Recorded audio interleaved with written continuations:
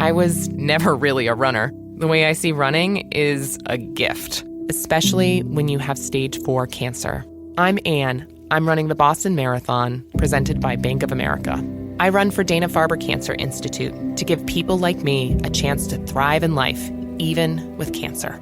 Join Bank of America in helping Anne's cause. Give if you can at BofA.com/supportAnne. What would you like the power to do? References to charitable organizations is not an endorsement by Bank of America Corporation. Copyright 2025. At Capella University, you can learn at your own pace with our FlexPath learning format. Take 1 or 2 courses at a time and complete as many as you can in a 12-week billing session. With FlexPath, you can even finish the bachelor's degree you started in 22 months for $20,000. A different future is closer than you think with Capella University. Learn more at capella.edu. Fastest 25% of students. Cost varies by pace, transfer credits, and other factors. Fees apply. Hi, and welcome to the 10-Minute Food Truck Training Podcast. My name is Bill Moore. I'm the founder of the Food Truck Training Group on Facebook, co-owner with my beautiful wife, Melissa, of our own food truck. It's called Food Truck 101, and I'm the executive director of the National Street Food Vendors Association, which is a nonprofit dedicated to education, advocacy, and uplifting all food vendors. Today, we're going to be talking about how to create a real point of difference between your food truck and all the other competition in your neighborhood. Before we get into that, though, I want to remind you guys, I'm going to be in Las Vegas, Nevada this year at the Food Truck Owners Expo. That's going to be July 15th and 16th. And I'll be giving 2 classes, kicking off the campfire sessions, and then, of course, being out in the National Street Food Vendors Association booth while the expo is open. You guys can come there, sit down and talk to me, take some pictures, have a good time, and just hang out. It's going to be an awesome event. I invite you all to come. If you want to get those tickets, go to FTOexpo.com, place your order today, and when you do, put in the code FTTG15 for a 15% discount. So what is a point of difference? Point of difference sets you apart from everybody else. So have you ever gone to a food truck event,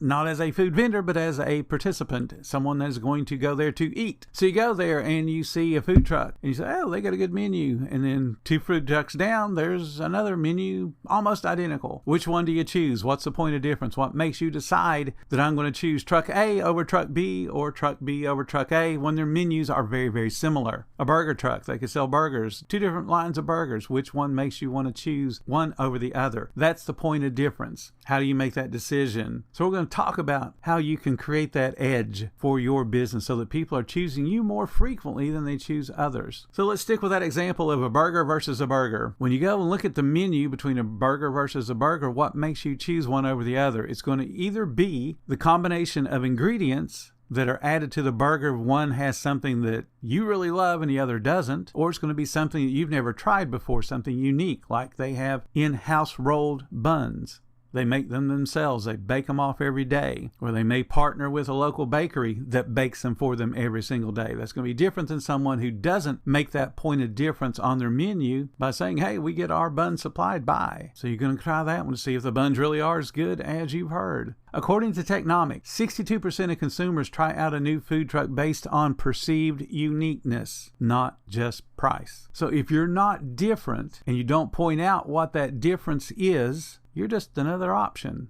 And when it comes down to choosing truck A over truck B with no perceived uniqueness or difference, price wins. And we don't want to be in a race to the lowest price because that's not a winning scenario for anyone. So here's a couple of ideas to help build that point of difference. Menu innovation. You have a unique signature item. So if you think back to what everyone terms as the beginning of modern food trucks, that being in 2008, and the Korean barbecue tacos, something that was essentially unheard of. There were many taco trucks, many burrito trucks around, but Korean barbecue taco was unique. And that made a big enough difference that people started favoring that flavor profile over just a plain old taco. You can talk about local sourcing stories. Again, local bakery, local produce company, local farm, local dairy. And you can also specialize in certain diets like vegan or keto or gluten-free. We have a keto version of a breakfast bowl on our menu, and it is one of our more popular items. It's real pretty when you take a photograph of it, and people like the idea that it's kind of healthy, and it's still a breakfast bowl. You can make a point of difference in having an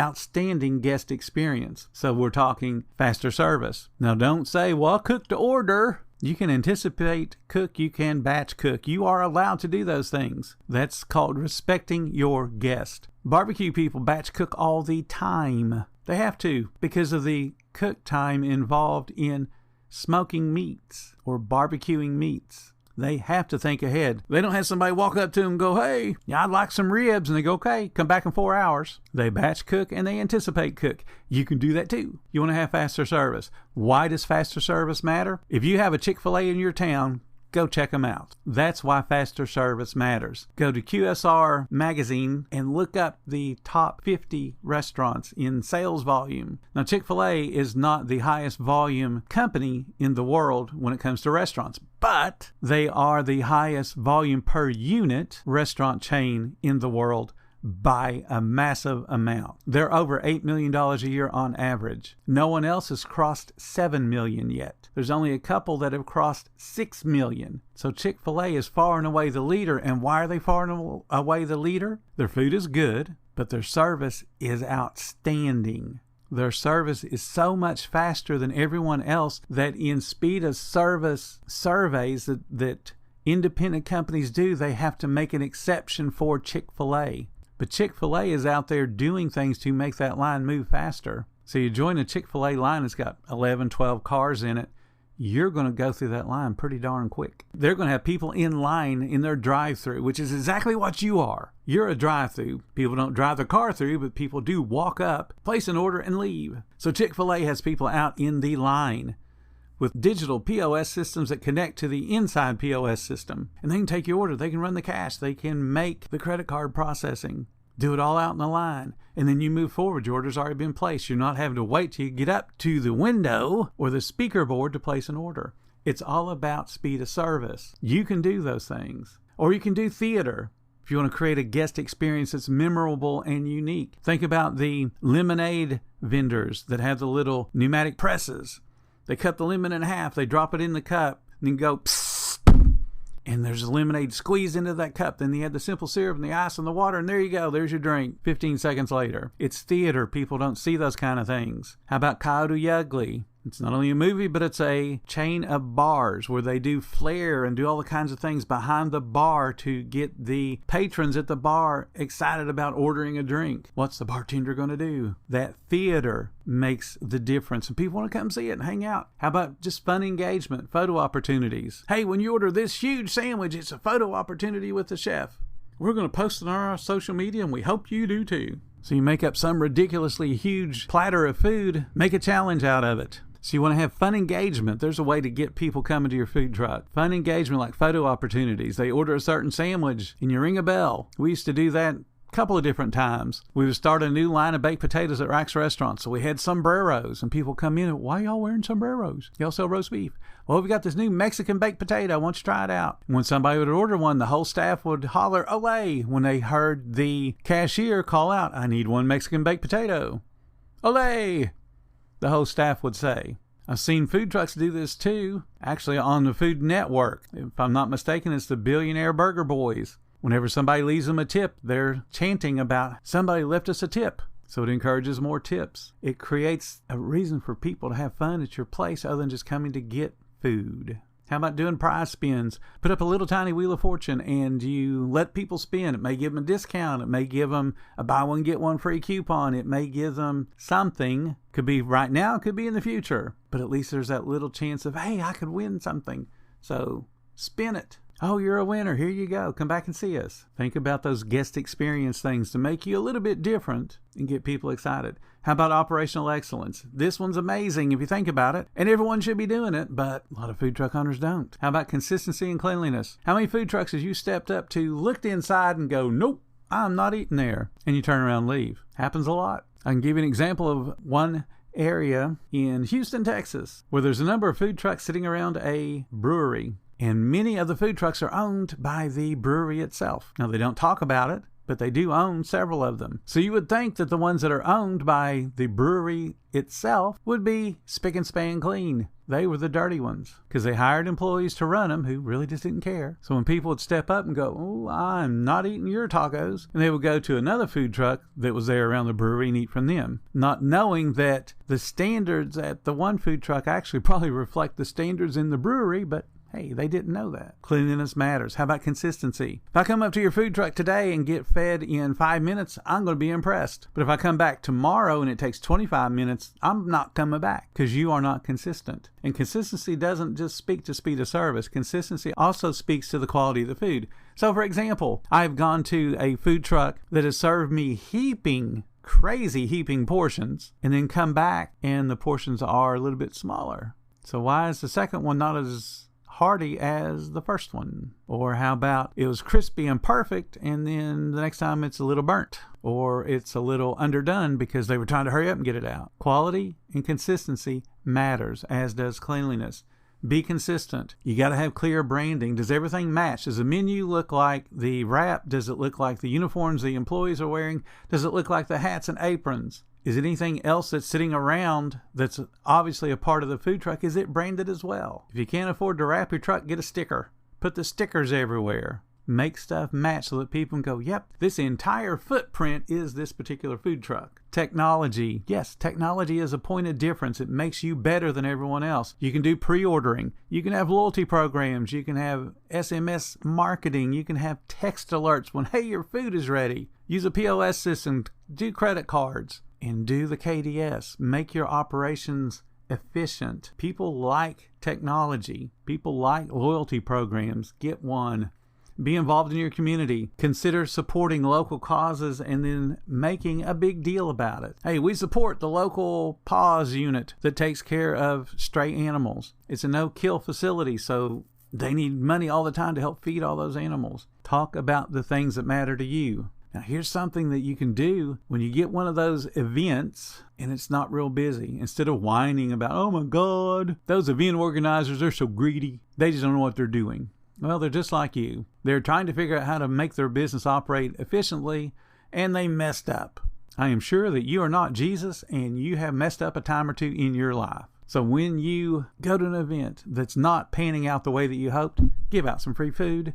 Get on your social media and say, hey, come on down, check me out. The only time that that doesn't work is if you're behind a fence where there's an admission and someone has to pay money to get into where you're at, then yeah, that may not work. But if you're at a car show that's open to the public, no admission, just come check out the cars, well, ask your followers to come eat with you, and if they are so inclined, then they can look at the cars as well. But they can still get fed. Don't sit there and whine about, I hate event organizers. If you didn't do anything, you probably should start that hatred with yourself. It's your business. It's up to you to make it function and profitable.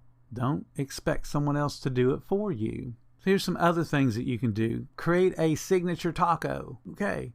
Taco Tuesday. Everyone does a Taco Tuesday. Do Taco Thursday. Do tacos every day. Some type of a discount to bring people in. I've done that before many times. At Burger King, we had a revolving combo. Set price. But the signature product changed from day to day to day. So the combo was always medium fry, medium drink. But every day the sandwich was different. But it was at the exact same price. And it was a discounted price. We did 2 cheeseburgers. We did 2 double cheeseburgers. We did a Whopper. We did a chicken sandwich. We did a fish fillet. We did different things each day of the week so that people got accustomed to coming in. I want your $2.49 special. That tells you how long ago it was. $2.49. Absolutely, we can do that. They got to the point where they didn't care what the sandwich was. They were buying the price, which is okay. They were still coming to us instead of going to somebody else. You can name your products after people. You can name your products after animals. But it has to go beyond just giving it a funny name. It has to have a story behind it. The reason we call this sandwich, whatever you call it, is because one of my friends had a Tudor's Biscuit World, and one of the things that they did was name the sandwiches after local guests. Some of the names are still on the menu today. My friend worked at Tudor's in the mid-80s. Yes, mid-80s. I looked at one of the menus that's still on their franchise prospectus, and it's still named after the person from 1983 or 84. She bought a breakfast sandwich pretty much every day, and they named it after her, and it's still on the menu today. But you gotta have that story. Why was it named after this person? Here's what you need to know. The key to thinking about your food truck is it's not just selling food. You're selling a memorable story. You're selling a feeling, an emotion. We talked about that before. Or you have a standout operational consistency with your speed of service and the quality of the service, just like Chick-fil-A. Here's how you discover your point of difference. What do you offer that's really rare or remarkable? What experience do you want your guests to walk away talking about? What you don't want them walking away talking about is how slow you are. So when you hand out the food and they go, oh my God, that was fast. They're walking away talking about that. And then when they sit down and bite into the food, they're going, oh my God, it was fast and delicious. They're talking about that. But if they're walking away going, man, I almost starved to get waiting on Grandpa. No matter how good the food is, they still have that nagging, oh my God, that guy was slow. Where does my truck outperform or feel more authentic than the competition? So what do you got to do to figure that out? You got to shop your competition.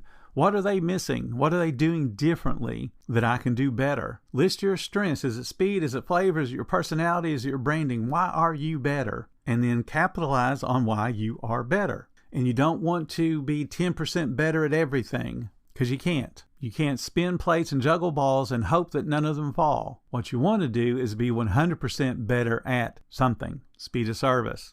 Chick-fil-A's won that war to the point where everyone else wants to be like them. And they try different ways to accomplish what Chick-fil-A's already shown them how to do. Be fast, be courteous, and get the food out. Not difficult. Look at all the ones that struggle with it every single day. Which would you rather be, the first food truck that someone forgets or the first food truck they tell their friends about? You can't be all things to all people. You've got to focus on the operational side. Great food is still going to fail if the service is slow, sloppy, or confusing. Thank you guys so much for listening to the 10-Minute Food Truck Training Podcast. If you're finding everything helpful, please consider subscribing. And if you really love what we do, show some support.